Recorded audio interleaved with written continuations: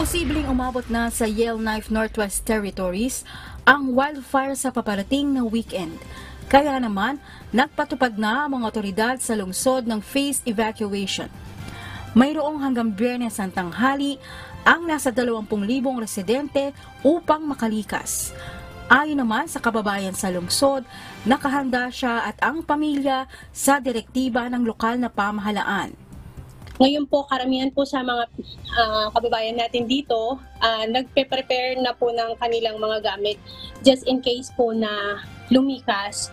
Sa ngayon po, mausok po today yung sa kalulukuyang weather po dito.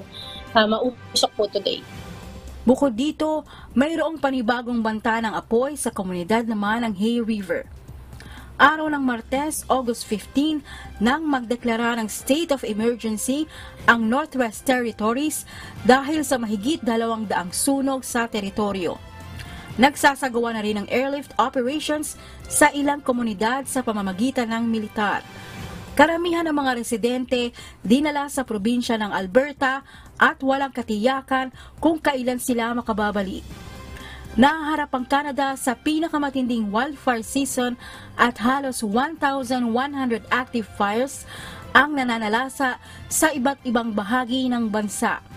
Emerald Roca, UNTV News and Rescue. Diyos ang aming sandigan, serbisyo publiko ang aming pinahahalagahan.